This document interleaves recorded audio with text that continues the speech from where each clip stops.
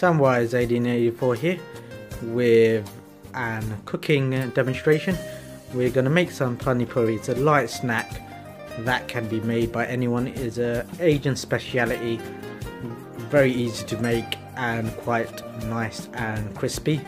We're going to use some Pani Puri puffs and we're going to use some chickpeas on the left, and we're going to use some mango sauce. If you do like mango sauce, it's up to you. If you can use it, you can use the tangy kind or any other kind. It's up to you what you want to use.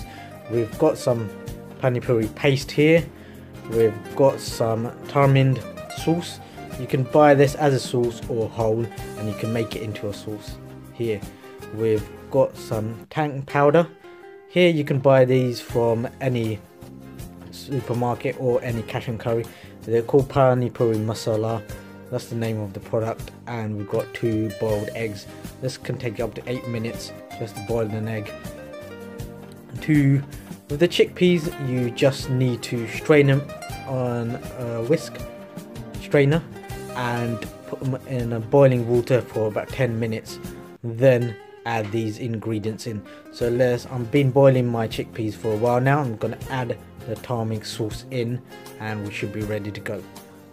So with the tarmind sauce, you just need to strain it, and that should take out any preservatives or anything that lays. So use your hand if you need to, or a spoon, or whichever you like to use. So you just strain it into a little dish or a bowl. It's up to you what you want to use. The sauce is very tangy, so it all depends on if you do want it to be very tangy or light tang. It's all up to you. I love it very tangy, so we're gonna make it into quite a lot of juice. Use less or more, it's all up to you.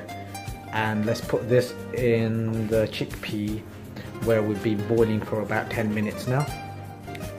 Now we're gonna add the tarmind sauce into the chickpeas. Add as much as you want or less as you want. So we're gonna add some, carry on, add a few more. I've left it to a small boil, and every little while just to make the sauce go in.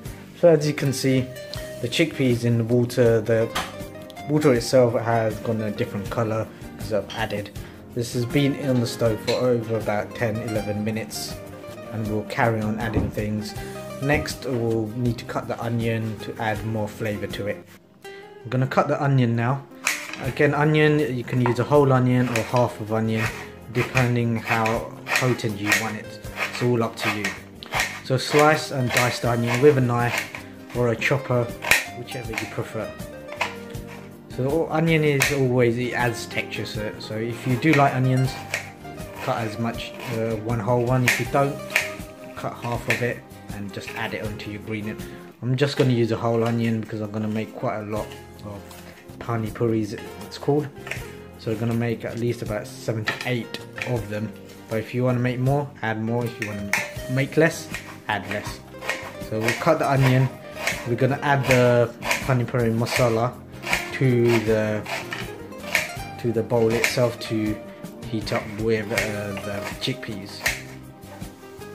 We're just going to add the masala powder into the chickpeas.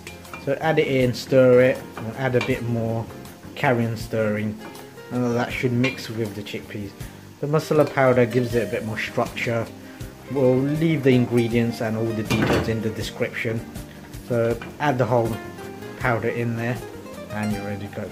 And the next thing is I'm heating up the tarmind, and that is the tangy. You can buy these any cash and curry and other Asian shops. You won't be able to find them most probably from like Asda and other supermarkets because it's more of an Asian ingredient.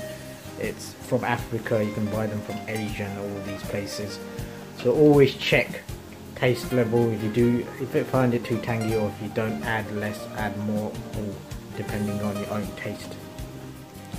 Now we're gonna chop up some chilli. This is all depending on taste. Some people don't like chilli, don't add chilli. If you do like chilli, do add chilli, because we cut our family who likes a lot of chilies. So as you can see, I've got 2 chilies here, cutting it and chopping it, and we're going to mix it with the onion and add it with the chickpeas. That will give it a bit more spice, a bit more oomph to it, but it's all depending on taste. Do add chili if you don't like it, If you do like it, add chilli. Now we're going to slice the egg. Again, egg wise, you can have it thick or thin, it's not going to make much difference. So when you boil the egg, peel it and just slice it. We like it small because we don't want it to overwhelm the whole Pani Puri itself. So just slice it, dice it, and again, if you do like a lot of eggs, add 2 or 3. We're just adding to, that should have enough portion for about 5 to 6 people. So if you've got quite a few people coming around, add more if you do need to. So these are made for about 10-15 people. You add 2 or 3 more eggs to do that. So keep all the parts, don't throw away anything, and when it's sliced, we're going to add it into the ingredients. So be careful when you are adding the Pani Puri into the bowl. So as you can see, it's gone kind of greenish, a lot of liquid in it, and the chickpeas are boiled at optimum temperature. So as you can see, it's going to be very, very tangy. Always add less if you do need to, always add more if you do need to. So it all depends on taste. That's added on. This is enough for 5 or 6 people. Now we're going to spread the onion all over the Pani Puri itself. So this will give it a crunch and it will lessen the tang itself. And again, after that, we're going to add the chilli and everything else. So we drizzle the chilli all over. It's not really much technique to it. Just drizzle it all over. And then we're going to add a few more ingredients. I'm just adding some puffs here. These are dal puffs. That will give it a crunch.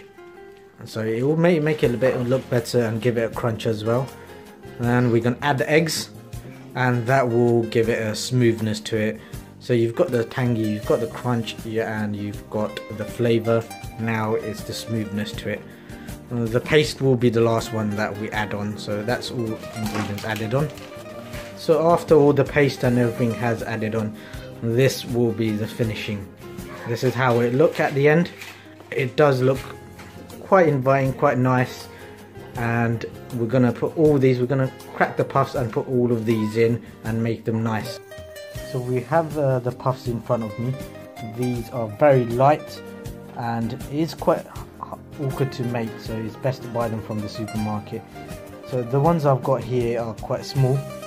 You can buy them bigger, all depends on where you buy them from. So these, we're going to make a little hole into it, break a hole into it, put these ingredients in and just bite and eat. So do let it cool down. That is the best option because it's hot, it's just come out of cooking. So we'll let it cool down, put it in the puffs, and we'll start eating and munching.